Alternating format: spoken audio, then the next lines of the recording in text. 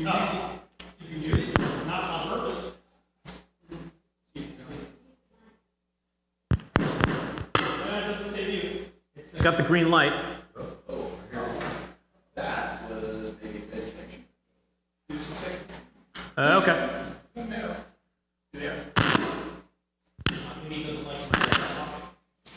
Oh, you have a bad connection on that mic. Is it plugged into station all the way? You're clockwise, right? I think it's this part here. Oh, I see. Yeah, there's a dent in the wire part right here. I think that's causing the issue. You have a spare? I don't have a spare handy, but I do. If I hold it, is it going to be better? Because I can hear myself. Or the. Actually, we're bringing you down a spare microphone. Okay. We always keep one of those inverted. Sorry for the delay. Sorry for technical difficulties if this is live stream.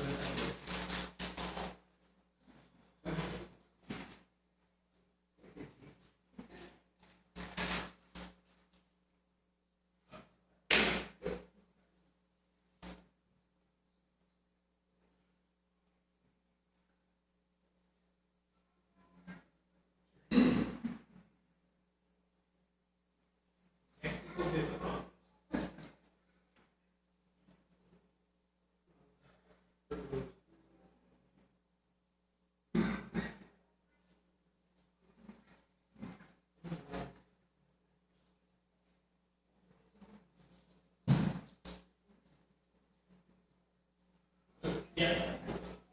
Remembering on Vicarage, I had something happen where the mic part fell out. Oh, wait, it doesn't have a clip. Does that take the clip? Okay.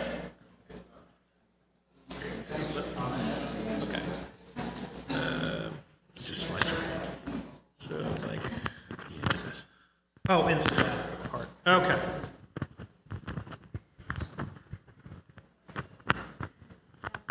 I don't know if I like that. There we go. That's firmer. All right.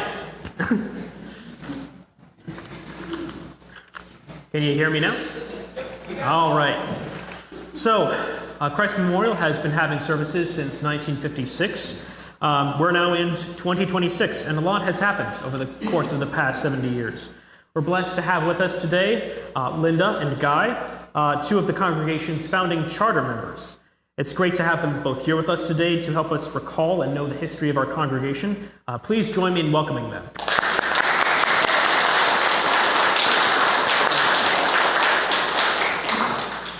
I'm going to start off with a few questions to get the ball rolling, but at any point, if you're interested, feel free to raise your hand for a point, for a comment or question.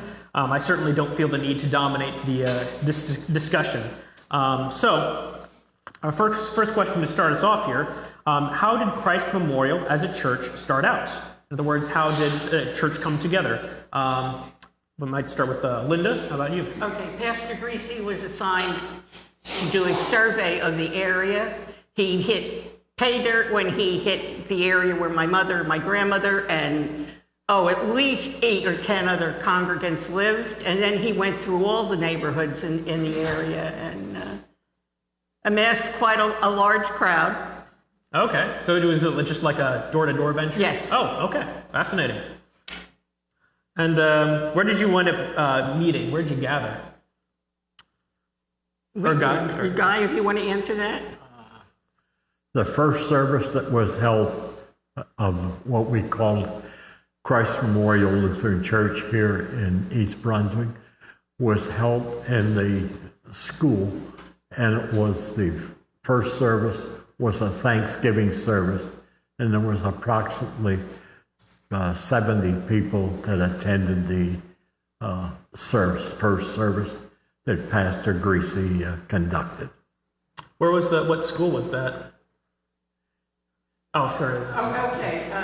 Actually, Actually, the first services were held in the community house in Spotswood, which no longer exists. It was the library, the police department, the tax office, and the courthouse, and half of that was the public school cafeteria.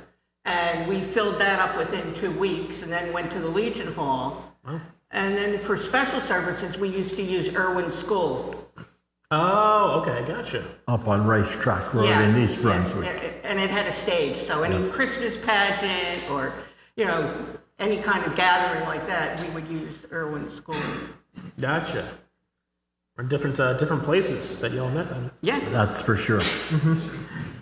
What would you think were some of the biggest challenges that the congregation faced early on? Well, I'll just give you an idea that where we're sitting, we were probably in the 18th or the 20th row of a cornfield. This property that we were on and our building is built on originally was a cornfield. In 1958, as I went by when they said that this is where the future site of Christ Memorial will be built. A little bit of a background. The building was designed and architect was Robert Clothier from up in the Morristown section of the state of Jersey. Also, was the roof design of triangles was established and recognized as the Father, the Son, and the Holy Ghost of the church, which is based on.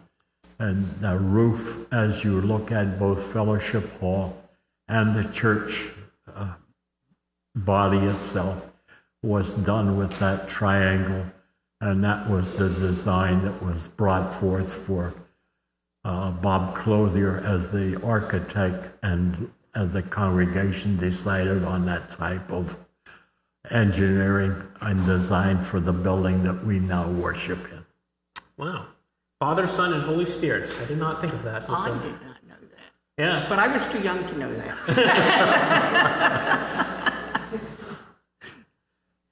So how have you seen the building change over time? Physically, I mean. A lot of building on. That was one great thing. The flat roofs did create problems in the entrance.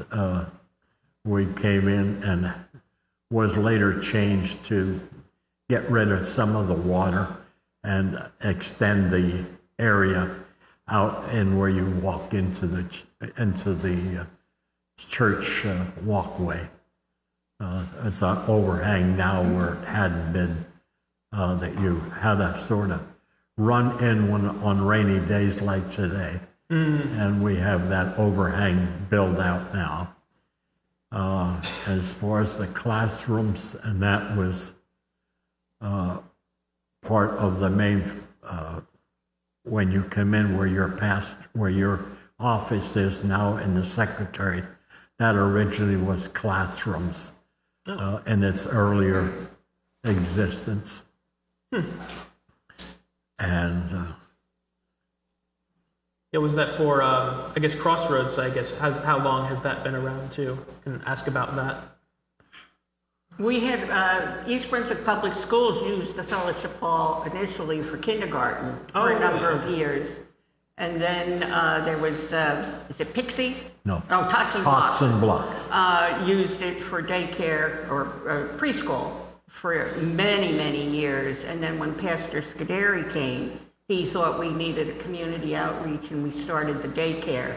And then over time, we've done what, 3 additions? At least. Yeah. Oh yeah, from Karen? So if you look outside of the church here, you'll notice there's 2 different types of flooring. And Thanks, Dave. If you'll notice in the hall, when you leave the church, there's 2 different types of tile on the floor. The type of tile that's against this wall and into the middle of the floor is where the building ended.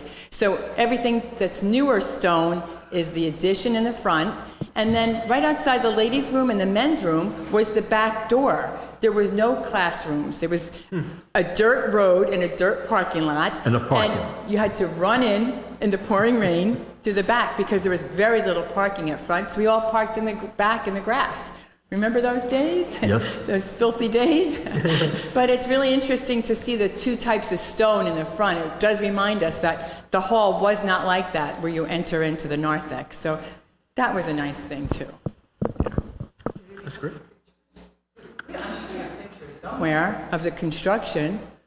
I don't know if they took pictures. I mean, you know, I understand a lot of things have kind of disappeared over the years. But if people have pictures from weddings and things like that, there might, you know, people probably don't realize they have pictures. And Yeah. So if you've been here that long, go home and go through your photos and, True. you know. Yeah, when we got married 45 years ago, the addition was already on. The doors were Oh, already no, there. when I got married Yeah. here, it was Yeah. just the original. Yeah. So look for your wedding pictures, Linda. I should, yeah. There you go. I may have Put some some. physical clues together. You know? If you look around at some of the older people who still might be given their plates, there was a very nice plate that was given out on the 25th anniversary that's still handed down from the the people who had been members here, that passed it down to their children as a reminder how it was. And on that picture, it was just a simply church out here in the front, just as you see it.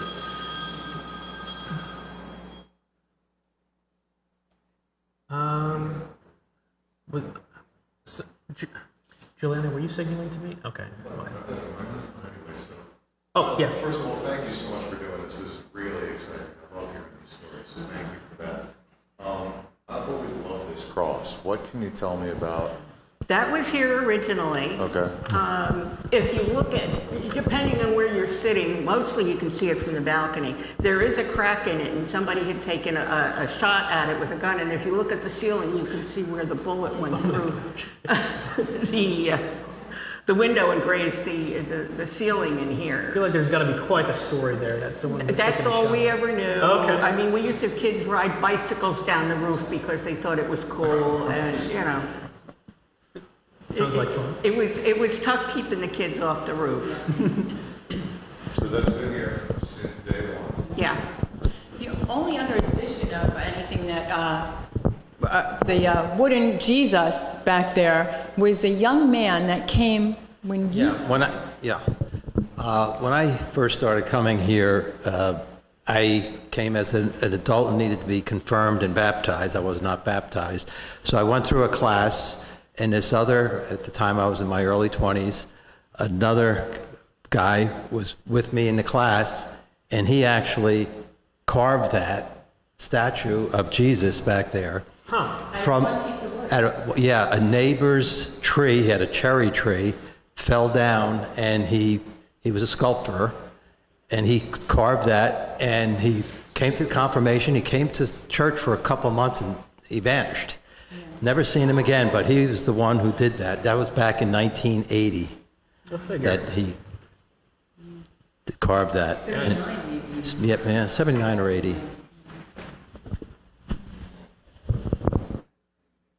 Nice, yeah, got some excellent woodworking from some mystery figure here. Yeah, well, I guess while we're on the topic of just different features there, you know, every time I always get asked about that the font at the back of our church. I wonder if you could, one of you, I'm getting a shaking head from Linda. Okay, if maybe somebody here can talk about like the thought behind that or the history behind that font. I mean, I have my own. I guess what I see in these days of creation, but curious somebody who was more around for that, or had thoughts about that. Well, if you notice, all the pieces are triangular as well, so that would symbolize the Trinity. We used to have it dripping, and if you sat in the back, it kind of was annoying. I don't think run it anymore. It has a circulating pump. but Originally, how that background is supporting the choir area, that brickwork originally from use and weight, it started to sag. And that concrete work that was all done behind the fount was done by a member who was a great concrete man. I'm just trying to think of his name. George Semko was the man. He was a charter member also, and he built that concrete brickwork behind there to support, and also it now makes the area of the fount stand out more as you look back to the church. Yeah. That's my comments or feelings. Somebody else may have others, that they're certainly welcome to their opinions. But just a little bit of a background of things that went on over the years as we were members of Christ Memorial. Okay. we had a lot of tradespeople that, could do concrete work or woodworking or, the trays that hold the communion cups on either side were made by a member. The cabinet that houses the communion ware was made by a member. It was, no. I know one of the cabinets was built by Bill and Joan Schmitz, one of their sons. I think was his name George Pelney. Pelney did the Yeah, what was the cabinet? Yeah. The communion cabinet. I know Remember that, first and last names. I know that the dove was donated by my brother's confirmation class. There's like different things that were, forget the candles. Who did the candles? They were recent. They came with Pastor Howe. Yeah, I can't remember them. On the walls. Yeah. They were done by Fred Schultz and Phyllis Schultz. Given in memory of them. In memory Yeah. of them. But I think even the portable pulpit, for lack of a better term, the lectern, was done by a congregational member as the book holder in the hallway. Well, this one was done by Pastor Smith's son. The one in the hallway is the original one. Yeah. Oh, okay. Matter of fact, originally we had collapsible altar and stuff because we did use the Legion Hall. We had an electronic organ that was dragged out of the coat room every Sunday morning, and the both lecterns were portable, as was the altar. Sure. And, my grandfather was the first church janitor, and he would walk down to the Legion Hall because he didn't drive. My father worked shifts, and he would go down every Sunday morning and set up, 300 chairs and get rid of the beer and cigarette smell. And, but it was nice. I mean, we were a very tight group. It was, Sure. And I might say we were with the Greasy family. He came with a complete package. His wife also played the piano and the organ that we had for our first services. Oh, wow, okay. And then our first real organist that his name was Art Bowling. Art Bowling. It was his organ that we used. to He let us have his organ. His organ. Yep. And he played for most all of the first services that we held when we had two services, like forever. But it was enjoyable, and he originally lived in the same neighborhood as I did, and he, give you a little history here, he used to get on the train at Old Bridge there, used to run a train to Newark, and he worked for Prudential Insurance Company, and he rode the train in and back, and that's been a few years ago. Quite a few years. Yeah. But that was another family that he hit pay dirt with. Yep. It was the Bowlings and the bowlings. Yes, because their father and was the a pastor. Hagulas, and yeah. Their father was a pastor also, the Yeah. Bowlings of Art was the younger one, and John was the older son.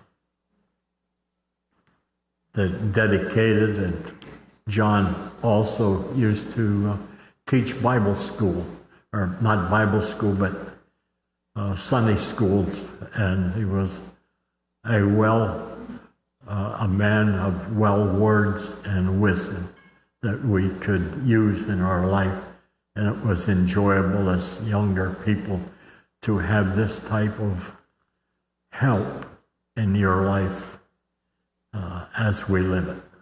True. Well, a lot to be thankful for all those who've Yes. served and stepped up in the church over the Yeah. years. So what were some moments where you felt like the church was especially growing and thriving? Well, Terry, I gave her a bunch of stuff. My mother saved stuff, so she has a lot of the stuff that my mother had. But we found an article that when Pastor Scuderi came and they had done a self-study of the congregation, we had 250 kids in Sunday school. We had a congregation of 750 people. I mean, you had to come for the holidays, you had to get here at least a half hour before if you wanted to find a parking space. And we haven't had that in many years. We're hoping. Was that sorry. Actually, in the cult areas was seating with chairs that we had in between to make The balcony distance, as and well. The balcony, as well. the narthex, yeah. Wait, hold on. What other places for seating did you have? The balcony. Balcony. Okay. Yeah. Yeah. And the limited narthex, because we just had that long, skinny corridor at that point. Oh, okay. But yeah. Chairs set up in every one of the little corners. Nooks and crannies, just wherever you can think. Yeah. Yeah. It's fair. The other thing that you're probably not aware, that this congregation was one of the first not recorded, but on WCTC in the early 60s, that we were invited to have our services played on live radio during those little over 2 years. And then the radio management ran into difficulties trying to please everybody, and then we were suddenly asked not to have the services not recorded, but For radio. live services Yeah. from here anymore. Well, that's a shame. It would have been great exposure for the congregation, no doubt. How many It people was. remember going to the drive-in theater for Easter Sunday morning? Terry? We would, everybody, the choir and the altar was set up on the roof of the refreshment stand at the drive-in on Route 18. I remember going to the lake. And we started at the lake, yeah, when we were at the Legion Hall, yeah. But the drive-in theater was interesting. I mean, everybody could plug that little thing in their car window and, listen to the service. And We had so many people in the Bible studies on Sunday that we used to all carpool over to Spotswood High School and take up quite a few of the classrooms. Karen Vogel, Karen Troy, a bunch of us, the House, David, Don, a bunch of us, we all carpool over to the high school. There's too many people, we couldn't do the little two classrooms that we had. then we did houses too, at one point, because there was no room here and Sunday school took over what space there was. And it was an interesting Growth. yes. It was, Linda, what year was that about?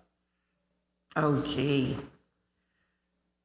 Well, like I said, before we added on here, so it had to be, well, let's see, I know we added on around 1994 because my daughter's wedding was kind of up in the air because we didn't know what we were, how far we were going to be in the, addition stage. But Prior to that, we like I said, we met in homes. We'd have a group of maybe 10 or 15, and over the years we've come back to the church because now we have the space on a Sunday.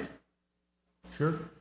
I was just curious, like, when we were 700 members with 250 kids, and I just find that went to a pretty big Catholic church up in Cedar Grove, and we didn't have anywhere near those numbers. That just blows my mind.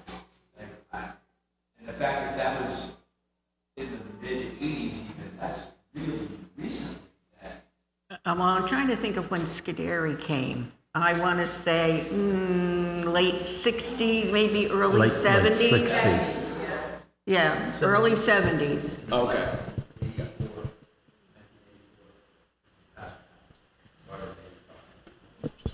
In my understanding, or at least I remember from my installation, you had all the pastorates listed out with the dates and everything. I'm seeming to remember his tenure was 9 years, or do you feel like it was it longer than that?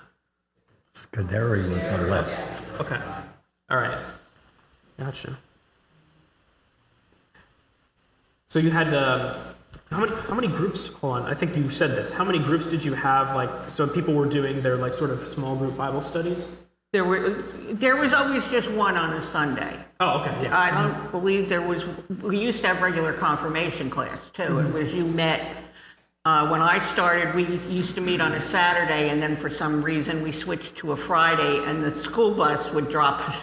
They got permission from the local, it was either Irving Rayfield or Bennett's buses would drop us off. We could get on with the rest of the kids and get dropped off here for Friday afternoon. But I had a class of 30 kids. So, I mean, confirmation classes were huge.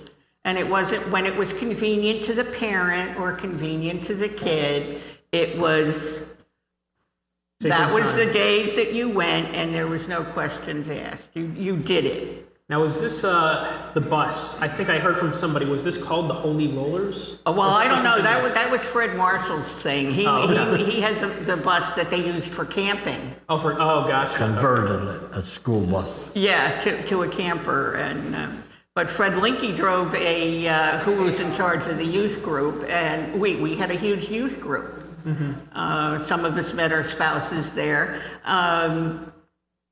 But he would take the Winnebago to the Poconos. Yep. Red Rock Cottage. Yes, we did retreats up there, and over the years I did meet one of the owners in one of the local eateries. I said, "What made you do this business?" And she said, "My parents owned a bed and breakfast." And I said, "Oh, what one? Because there aren't many up there." And she said, "Red Rock Cottage." So after all those years, we connected with, somebody that we knew from way back when. Yeah. But retreats and the men's club used to do retreats. Used to have a summer, more or less summer. It was usually in August when we had the retreat, the men's club that they had here.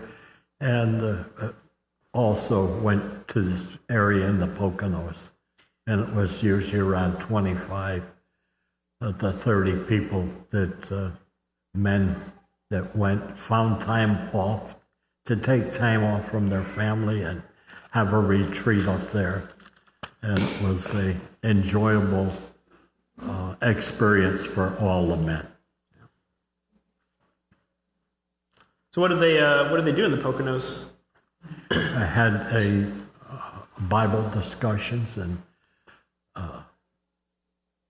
also it was an opportunity for the men to give suggestions of how we can do things better and what we can do to improve our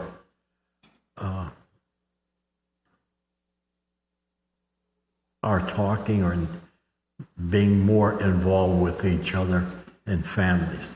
We also did have, in the early church going, we did have Bible studies in the various homes all around the communities.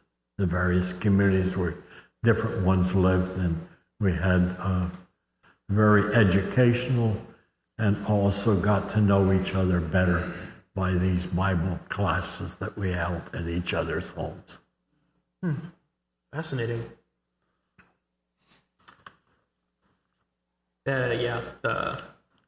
All these Bible studies taking place in different groups. Yes.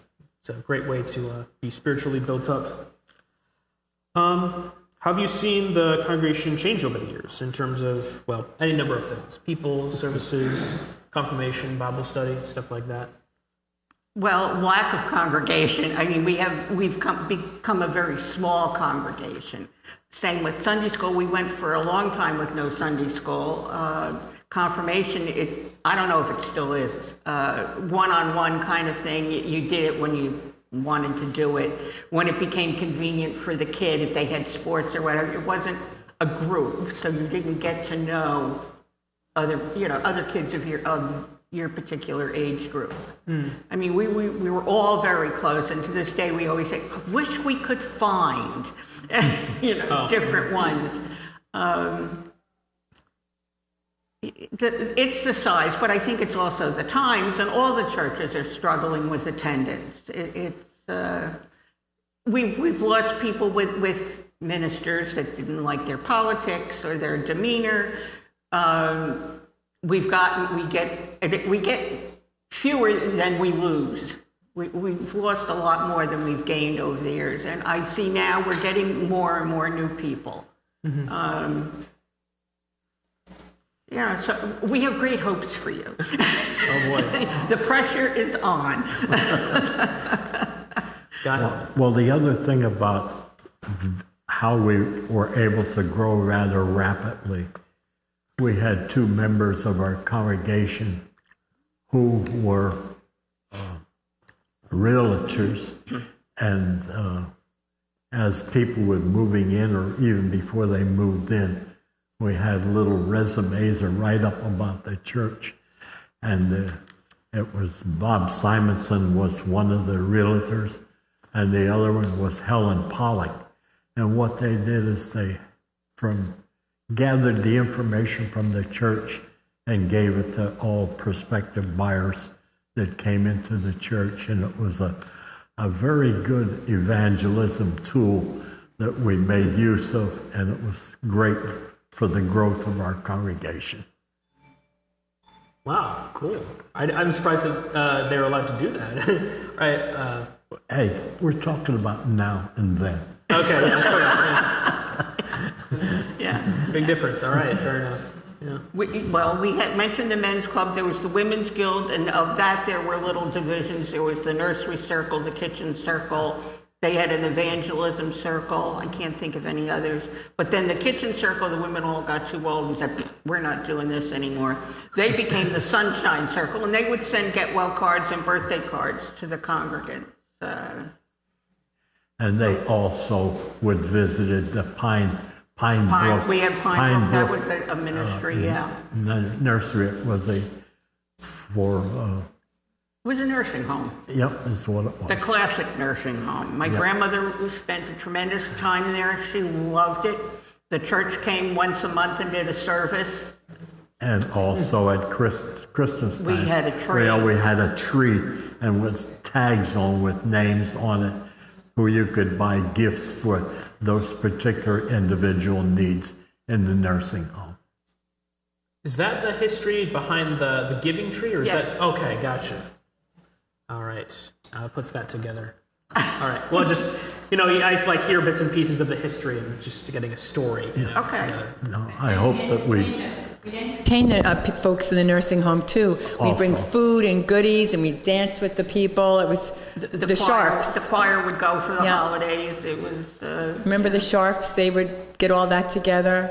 It was really a beautiful. Well, actually, it started with Rose Sharf, and it was like school teachers got thousands of bottles of perfume that they didn't want, and they had to stop that. It was jewelry and perfume and men's type colognes. They had to stop that because the patients were drinking it. And that's when they went. I know, it sounds gross.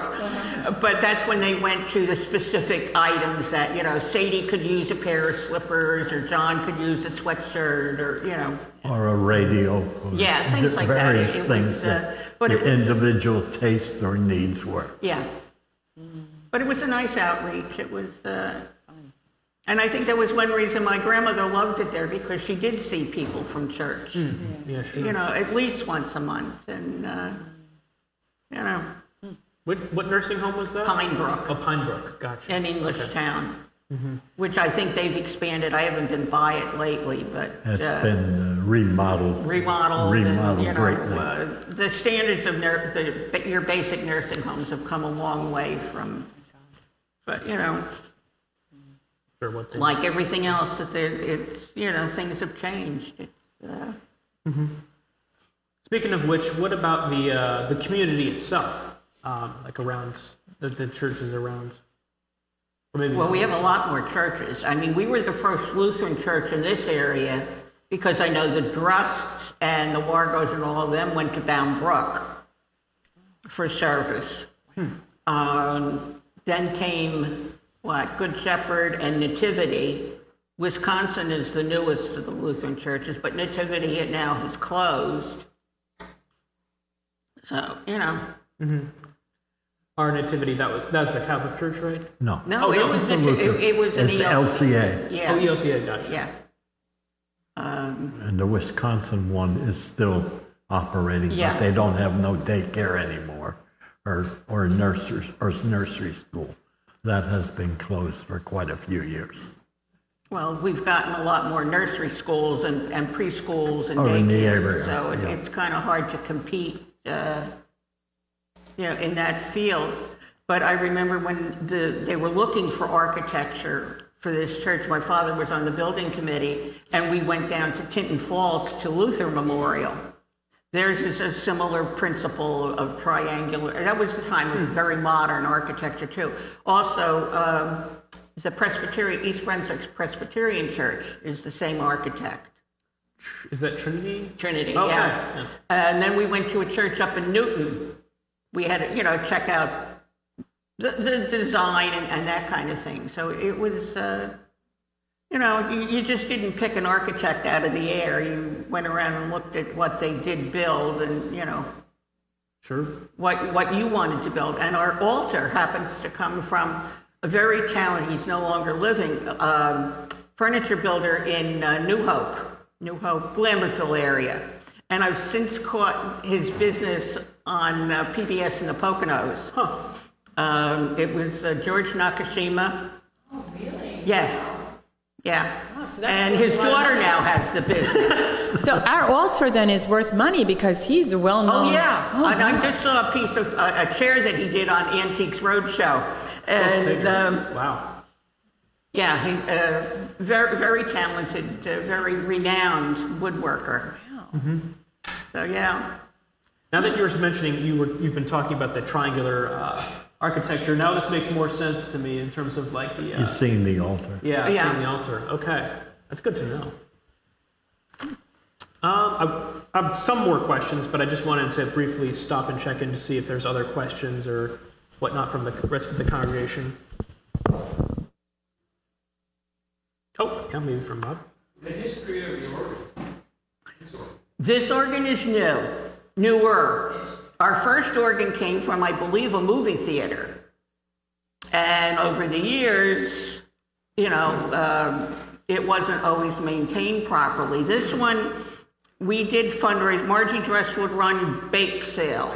If you needed carpeting, you had a bake sale. If you needed whatever, Margie ran a bake sale. And this one, I think we started with something like that, and then Ken Tornval donated the remainder for this organ. The chimes are given in memory of Tommy McHale, who was a teenager at the time and drowned. His mother happened to be the first female congregational president. That was a big upheaval because women were not allowed on the council when this church started. So it was, It's different now.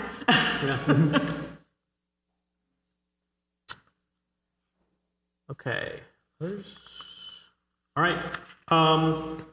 So let's see. I think you've talked about some of them, but are there any other things besides stuff we've already talked about where you saw Christ memorials like presence or attachment in the community, like sorts of evangelism or outreach efforts, what they look like? You've talked about some of them, like your Bible studies that took place in people's houses and other things. Apparently the realtor that handed out the description about Christ Memorial, which is fascinating.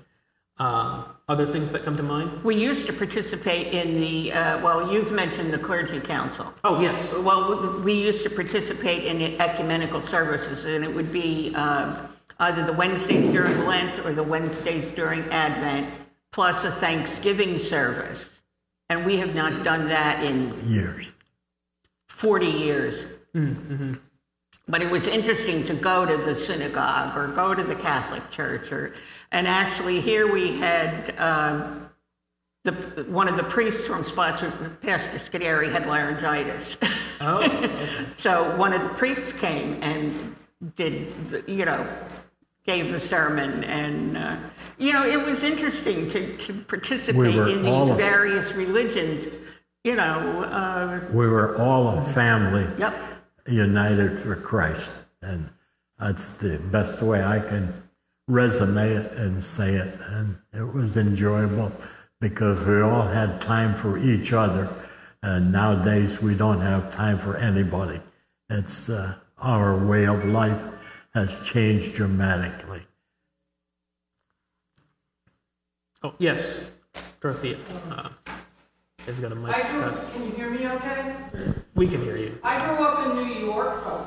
Okay. I grew up in New York, and when I was a kid, we used to celebrate Lutheran Day, I think it was called, in June. And we were allowed off from school to actually parade on that day. And I was wondering if they did anything like that here. Not that I'm aware of. Like I said, we did have ecumenical services, but as far as getting a Protestant, I realize we're not Protestant, we're Lutherans. But anyway, Protestant religions didn't get holidays. We had Christmas and Easter. It wasn't a holiday, it was just we were excused for the day. Oh, you wouldn't be excused here.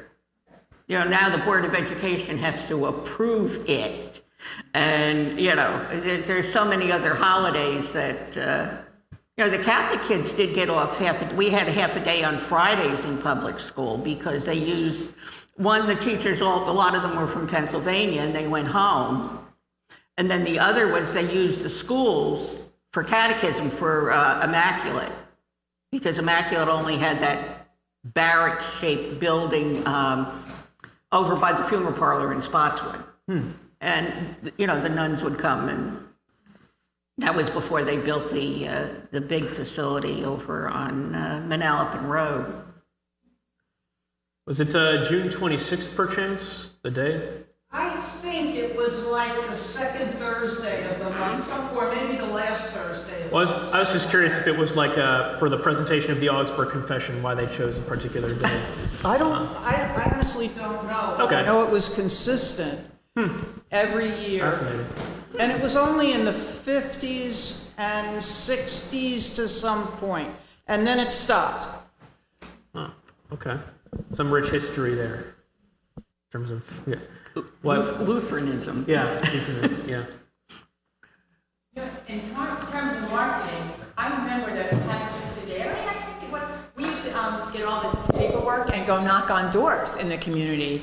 And then with Pastor Haupt, we had No One Stands Alone. Do you remember that? Was that Pastor Haupt? Yeah. Yeah. We would all be we'd be given a card, and we would always have to greet everyone that came, of course, and befriend them. So no one would come into our church and not have a buddy. So we'd stand with them. No one stands alone, and we'd talk to them and meet them a lot like what Terry and a lot of us do now. But that was like a group that we had, like a small group, like the men's group, the Sunshine Circle. And that same group, I think, before Pastor Haupt did that, we used to go out and bang on doors with our paperwork and brochures, just to get the community involved and let them know what we were about. Was that a particular age demographic, shall we say?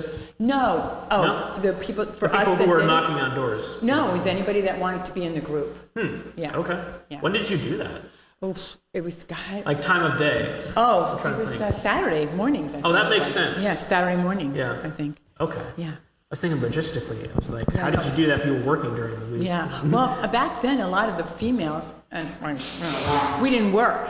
I was young, so yeah, I went to school and I worked. But a lot of us on Saturdays, we all volunteered at the church. We were either cutting the lawn, which I would never, ever, ever, ever, ever do again. The one and only time I ever did it, we all volunteered to do everything. The building upkeep, it was a lot here. Yeah, but we there was a paid no lot of money. hands. There was a Yeah, lot of it hands was that did all it. Washing the volunteer. windows and cleaning the floors, and the ladies would be polishing these pews. There was a lot of volunteerism, and they were very happy to do it, except for me. I was not happy to cut the lawn. Went downhill. Worst job ever. Thanks, Al. So one question to ask as we're thinking through things. What are you most grateful when you look for back at the history of the church? A family, a church family. I've had, most of you know, I took kind of like a leave of absence because I had issues. And people would still call and say, how are you doing? My son has had profound health issues. They call and they ask about him. So, it was a whole different, my experience anyway has been, very different. My father died here in the church hall. So I have a very strong tie to this congregation. And like I said, I did take time off, but I couldn't totally leave because I had these friends here. How about you, Guy? It was an opportunity, and as a family growing, because our own child had died when he was 3, and members here that we've always been associated with each other.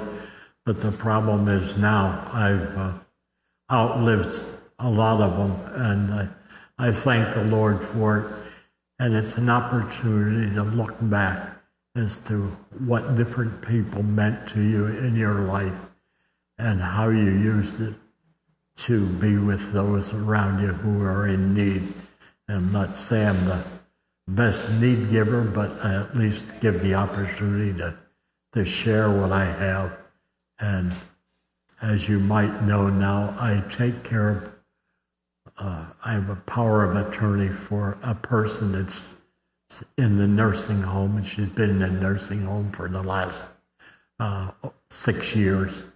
And it's an opportunity to practice your faith, and it's things that go on that remind you what you can do and what you can't do.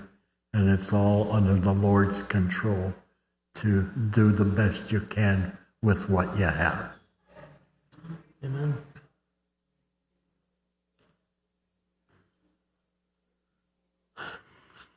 Let's see how we're doing on our friend clock. No, that was a bad way to say it. I appreciate very much thinking through, our life as the church and the exercise of faith that we carry out in our lives with one another. I'll just add one point, the cross that was behind us. Mm-hmm. That was dedicated in 1960. It was not the original, but it was in 1960. Oh. Good to know.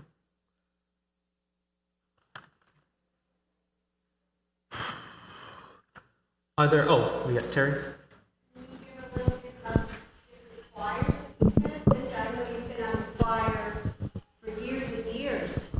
About the choirs. I think the choir wound up the longest running group that this church has had. And, it's sad that it's gone. for now. We used to have a junior choir. We had our own robes, we had our own hymnals, and that started in the Legion when the church first started. So, music has been an important part of this congregation for many, many years. And, if somebody didn't say to me that it wasn't the organ on a Sunday morning, I have to say the Pauls have done a marvelous job with the music.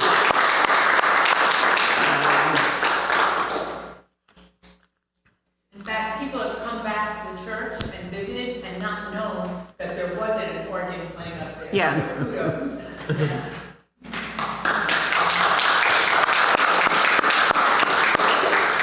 My son, who shows up infrequently, much to my dismay, initially when he had heard it, he thought, "Oh, we have an organist," and I said, "No, we don't."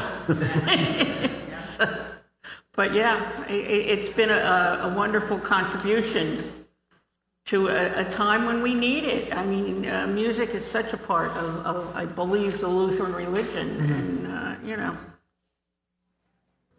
You're able to do great things through music. To that a little bit. I mean, you talked earlier about being broadcast on the radio and what an innovation that was. And now here we are streaming on the World Wide Web. I think that we've come a long way, to throw back to the Pauls again. Continuity. Sure. Well, I guess the last question I would have for both of you is, say 70 years in the future, or is there something in particular that you would want, that sticks out to you, that you would want people from, a long time from now to know? I would just say is carry forth the word as we learn it and pass it on, your memories and your questions that you were given in life and how you answered it and how you responded to the needs of the community and in your own church family, to do the best you can with what you have, and you'll be greatly rewarded. As the aged I am, that the Lord left me here so long. It's been an honor and a privilege to serve you. Thanks.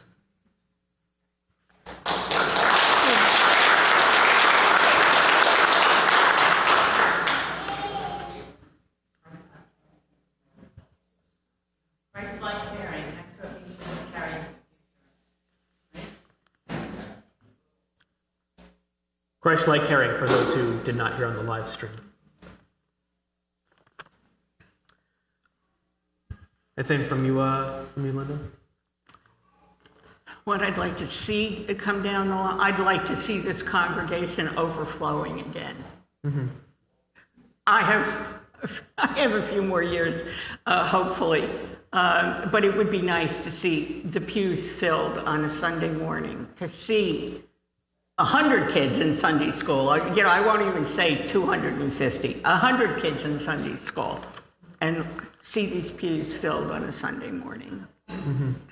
And continue to carry out helping other people and just being there. You don't have to bring something, do something, just be there. Be there for those people that need it. Mm-hmm. Well, I think you, thanks, yeah.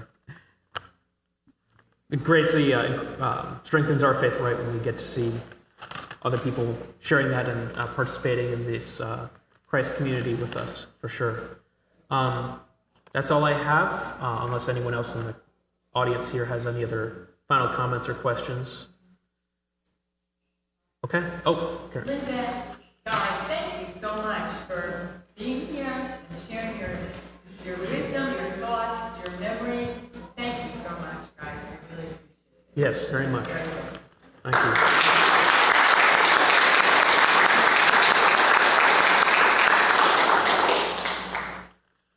All right, well, I guess we can close with a word of prayer. Let's pray as the Lord has taught us. Our Father, who art in heaven, hallowed be thy name. Thy kingdom come, thy will be done, on earth as it is in heaven. Give us this day our daily bread, and forgive us our trespasses, as we forgive those who trespass against us. And lead us not into temptation, but deliver us from evil. For thine is the kingdom, and the power, and the glory, forever and ever. Amen. Thank you both very much again. Yes.